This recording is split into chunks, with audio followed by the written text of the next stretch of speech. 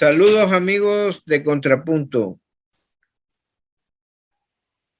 En esta ocasión tenemos a un invitado especial que es el señor Ernesto Panamá. Él es escritor, es también columnista de Contrapunto, es un comentarista de sucesos mundiales, pero también tiene una característica especial. Panamá fue uno de los 33 fundadores del partido Alianza Republicana Nacionalista, junto al mayor Dawson y a los otros, muchos de los cuales ya no viven, empezando por su fundador y su creador, su mayor emblema, que había sido también hasta hace poco, porque parece que en el partido Arena ni siquiera de Dawson quieren hablar ya. Y te doy un saludo, Ernesto. Muchas gracias por aceptar esta entrevista. Gracias, Juan José. Es un placer estar contigo y compartir con alguien que en aquella época estuvo en la oposición, digamos, así, de la que yo estuve. La verdad que fue un momento coyuntural, un momento de polarización política, el cual al final yo entiendo de que fuimos engañados para que un grupo de personas se lucrara de la miseria de todo nuestro pueblo. Ahora, Ernesto, ¿cuál es tu profesión? Además de ser escritor, que de por sí es una profesión. Una profesión, pues. Bueno, me gradué de la UCA en Mercadotecnia. Luego estudié Guerra Política en la escuela de Fuxingcan en Taiwán. He sido diplomático por más de 11 años. ¿En qué países has servido? Paraguay y Taiwán. Ya. ¿Ahí tuviste el nivel de embajador? Correcto, en ambos países estuve a nivel de embajador. ¿Con qué gobierno? Entré con Cristiani y salí con Flores. Ya, correcto. Panamá, o como le digo, don Ernesto, amigo. Ernesto, sí. Bueno, Ernesto, me gustaría que me hiciera un breve recuento de cómo fue que usted pudo entrar en ese grupo de fundadores de Alianza Republicana Nacionalista. Bueno, José, te recordarás que en nuestra juventud, porque creo que venimos ahí de los años 50, la propaganda era todo lo negativo de la Revolución Cubana. O sea que la mente que formaron nosotros era que la Revolución Cubana era lo malo y que había que ser capitalista para combatirla. Llegando a los años ya de los problemas aquí, por supuesto, ese lavado de cerebro nos hizo tomar partido. O era derecha o era de izquierda. Pero como jóvenes conocemos muy poco de lo que en realidad acontece. Somos impetuosos, nos dejamos ir y estando yo por mis 29 años, veía yo que el país se venía deteriorando, los militares seguían gobernando el país, hueveaban no tanto como ahora, que son millones, pero el progreso del pueblo no se daba, la educación no llegaba, los abusos de los señores uniformados eran grandes, la influencia norteamericana en el país era enorme, todos los cuerpos de seguridad tenían sus gente militares gringos ahí que los asesoraban, y desde entonces empieza la represión en contra de los políticos salvadoreños que buscaban democracia.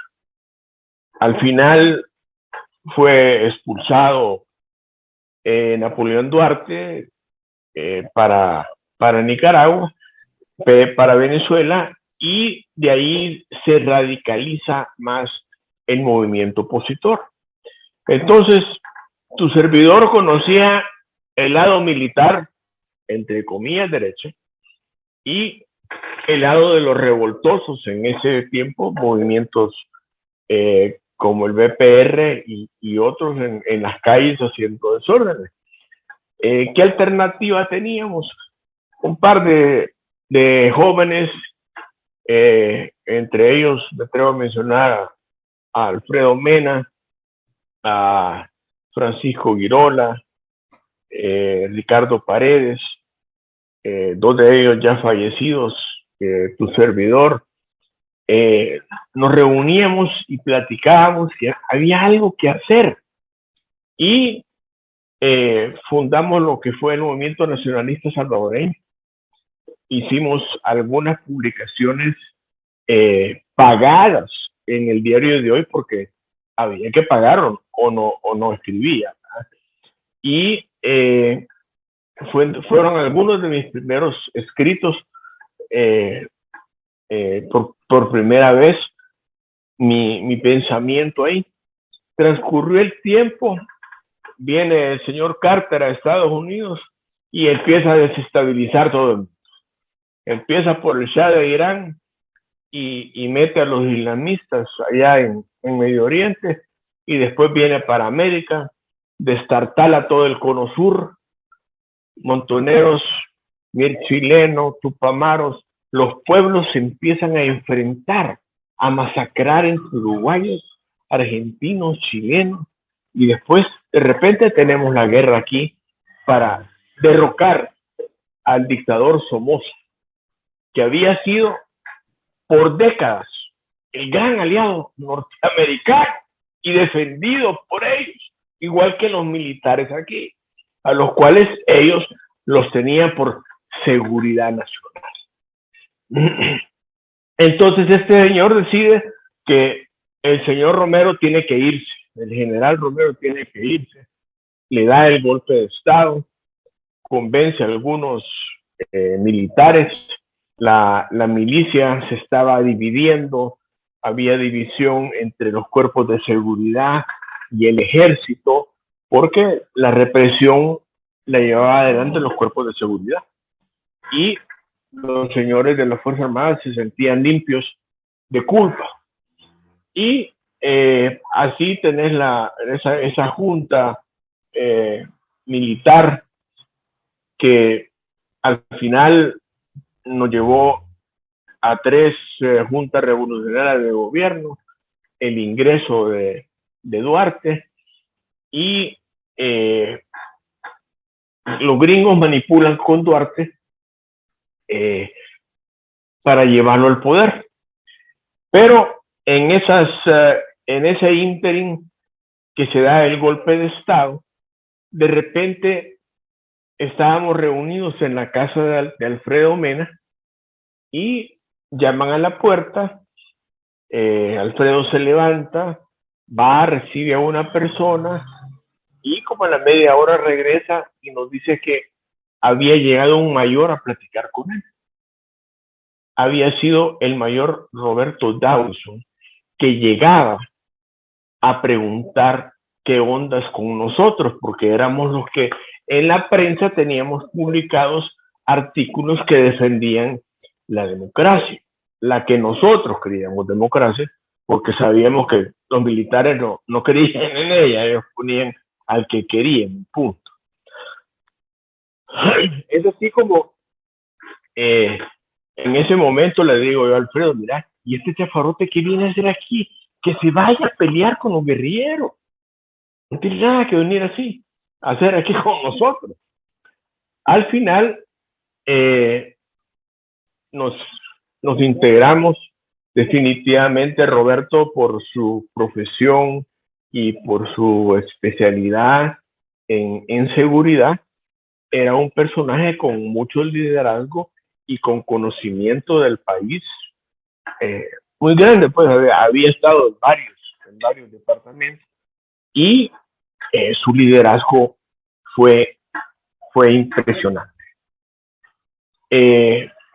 Lo que yo no alcancé a ver nunca es que su intención era recuperar el poder a través de un golpe de Estado.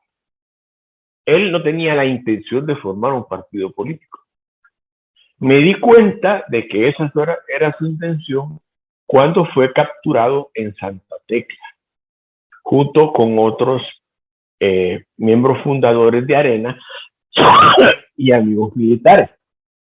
Reunión a la que no asistí porque los militares contrarios en esa época eran algo odioso, eran prepotentes y me invitaron, yo decidí no ir. Y lo capturan, lo meten preso y Alfredo Mena y tu servidor, que no fueron a la reunión, nos recibimos una llamada y nos dicen que los han metido presos. Ahí caí yo en cuenta que Roberto quería dar un contragolpe de Estado, pero entiende que la división que hay en la Fuerza Armada no le permite dar un contragolpe. Hacemos protestas, nos tomamos la casa del embajador White, al fin liberan a Roberto. Al salir de ahí, la orden de Roberto fue: nos tenemos que ir del país. Militares de izquierda, de guerrilla, y nosotros en medio no tenemos protección, vamos. Y estuvimos viajando de Guatemala para acá intermitentemente, hasta que nos enteramos que el señor Carter pone una fecha para que hayan elecciones en El Salvador. No lo decidimos los salvadoreños, no lo propusimos, lo ordenó el señor James Carter. En ese momento... Ernesto, hay un texto, un poema de mi papá que define a la OEA en aquel entonces, ¿verdad? Hace más de 40, 50 años. Hace más de 50 años escribió él eso, donde dice al final: el presidente de Estados Unidos es más presidente que el presidente de mi país, que se llama hoy por hoy Fidel Sánchez Hernández. Lo dijo cuando Sánchez Hernández estaba en el gobierno, pero lo que usted me está narrando es que Estados Unidos era en definitiva el que movía las piezas del tablero del ajedrez, era el que dirigía el juego. Sin lugar a dudas, sin lugar a dudas. Todos los regímenes militares de esa época de América eran porque los americanos consideraban que tener un militar en el gobierno impedía que la revolución cubana avanzara. Y los pueblos le tenían miedo al ejército. Entonces era su onda tener gobiernos militares. Pero el señor Carter y el interés de los demócratas ya deja de ser la seguridad nacional. Necesitan ingresos, quizás le faltan ingresos, y deciden implementar la política de los derechos humanos. El Shah de Irán, mira lo que es hasta ahorita el islamismo en Oriente Medio. Y siguen las luchas por el petróleo, las guerras y el gran mercado de armas. No para. Nosotros, aquí no hay petróleo, ¿verdad? Lo que hay es un pueblo que tiene mano de obra, que es su riqueza, a la cual la obligan a irse a trabajar allá, al no generar empleo aquí, porque aquí la alianza militar y del gran empresariado, o sea, la oligarquía nuestra, esa era la que controlaba bajo, con la venia de los Estados Unidos, el país. Entonces, Ernesto, hay una cosa que quisiera preguntar, tú que estuviste ahí entre los 33 fundadores de Arena. Aquí hubo una época antes de la guerra donde se impone una represión grave, una represión tremenda, y comenzaron a asesinar incluso sacerdotes hasta que llega la muerte de Monseñor Oscar Arnulfo Romero. Estados Unidos, usted lo puede confirmar que estaba de acuerdo con esa línea de represión donde aparecían los muertos tirados en la calle, torturados, bañados con ácido. Estados Unidos dirigía esa política en concreto. Decírselo porque yo hubiera recibido orden de alguien para hacer eso, no puedo. Pero la lógica te indica que los militares de El Salvador, cuerpos de seguridad, tenían a la CIA metidas adentro. Por supuesto, hay un acuerdo de que esa gente tiene impunidad. No se les puede tocar. Lo sacan del país y están libres de toda culpa. Roberto D'Aubuisson, tenientillo, capitán, mayor, tuvo a esos señores como jefes. ¿Ya? Y otro montón de oficiales compañeros de él también, quienes daban las órdenes para reprimir las ideas políticas, creo yo, en un 90%, que venían de los asesores militares, porque no les interesaba que lo que ellos llamaban pensamiento de izquierda avanzara. Ellos tenían su negocio con los banqueros, con los grandes capitales de aquí, manejando nuestras materias primas, nuestra gente, haciendo plata para sus corporaciones. Aquí la educación era pésima. ¿Por qué? Pues ¿cómo les vas a enseñar a leer? No vamos a tener quien nos corte la calle de azúcar, quien nos va a cortar el café. Entonces, para mí, la represión fue dirigida por los Estados Unidos de América. Por supuesto, posteriormente, no era para ellos de ningún beneficio que una persona como D'Aubuisson llegara a gobernar el país, puesto que sabía a quién él había obedecido. ¿verdad? Claro, el boom del partido fue enorme por la coyuntura. El pueblo Ahora, estaba... Ajá. En eso le quiero preguntar, Arena fue, aparte de la violencia que exacerbó incluso la creación de los llamados escuadrones de la muerte, etcétera,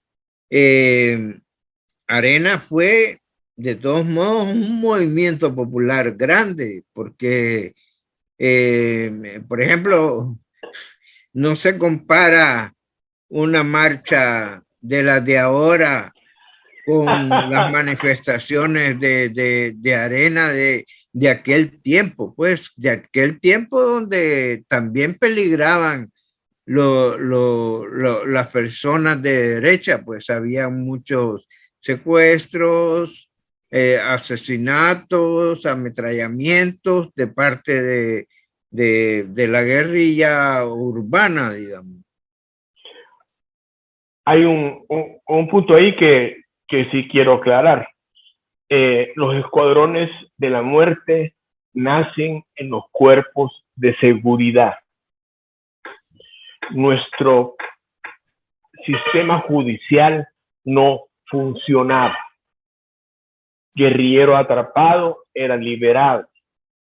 Entonces, la solución fue denle en mecha al que agarre. Y así empieza a degenerar los escuadrones de la muerte desde antes de siquiera pensar en hacer un partido o de que lo anunciara el señor James Carter, que teníamos que ir a elecciones. Arena no tiene nada que ver con los escuadrones de la muerte. Eso es propaganda muy bien manejada por, por, por el FMLN. Sí hubo gente que tomó la ley en sus manos y yo estoy de acuerdo con que se le juzgue, castigue y condene.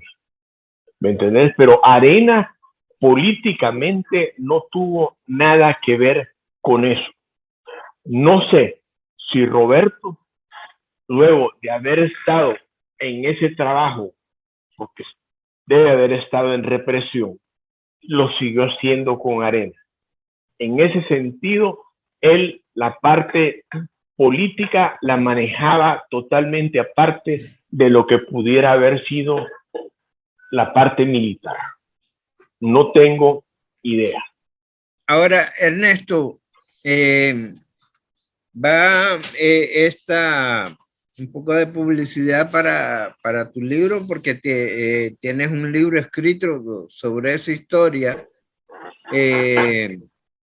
Me gustaría que dieras algunos elementos, cómo adquirirlo, cómo se llama, el libro de esta parte de la historia salvadoreña que tú narras.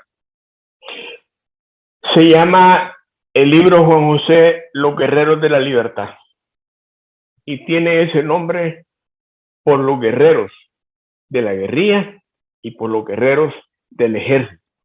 Todos aquellos que pelearon convencidos de que lo estaban haciendo por una causa justa, lo cual resultó ser no justa para ninguno de los dos. Está actualizado a la tercera edición este recién pasado año 2020. Aproveché la pandemia y lo actualicé al 2020 y ya están incluidas ahí las purgas que dirigió el señor Sánchez Serén con sus secuaces para asesinar a 1.500 personas del frente, a la señora del BPR y para el panadero, el comandante que también fue asesinado. De ahí para abajo empieza el asesinato de la estructura del frente y ya está incluida en esta nueva edición. Por supuesto, como tú sabes, cuando uno escribe historia, y la primera edición fue en el 2005, al 2020 han pasado 15 años y hay muchas cosas que se conocen. El libro ya ahora cuenta con más de 350 páginas y está a la venta en Amazon. Ahora, hablemos de lo actual, Ernesto. Tú que fuiste fundador y seguramente un joven impetuoso, como lo eran, porque eran beligerantes tanto los movimientos populares que asesinaban a una persona. Hoy y mañana salía la manifestación de entierro, pero también, sobre todo, me recuerdo ¿cómo se llama? Las señoras de Faro, creo que se llamaban, o mujeres nacionalistas, etcétera, eran bien impetuosos, ¿no? ¿Y cómo ves tú ahora? Te quiero pedir esta última pregunta que te voy a hacer. Tal vez otros días tengamos para hablar más de esta historia, porque es importante algunos detalles, pero hoy te pido por favor 5 minutos para que me hables de cómo has visto la transformación de lo que fue aquella arena impetuosa, popular, radical, o con la arena que se ha convertido hoy. Si es que bueno, existe. ya no. La verdad es que Arena se fundó en base a principios y muchos de ellos están reflejados en la actual Constitución. Y quiero decirte algo, si no es por la mujer salvadoreña, Arena no existiera. Todos los maridos eran unos miedosos del carajo y fueron las mujeres las que levantaron Arena, no fueron los hombres. Ellos venían detrás de ellos. Así, Arena surge y hacer un partido, el mayor había trabajado con la gente de orden, había trabajado porque trabajaba con el general Medrano en la Guardia, conocía orden, fundada por los gringos. Oh, que fue la gran aliada para llevar la presidencia de Mauricio Funes. Oh, esto es una porquería, por la verdad. ¿Me entendés? La mujer salvadoreña fue la que levantó Arena. Claro, ¿cómo no iba a ser un boom de partido si el pueblo no tenía otra soga a que ahorcarse? O eran los terroristas o era Arena. ¿Me entendés?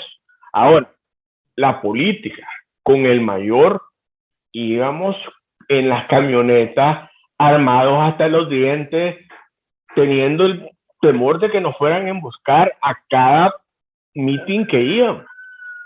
Íbamos hasta el último municipio, con ese riesgo.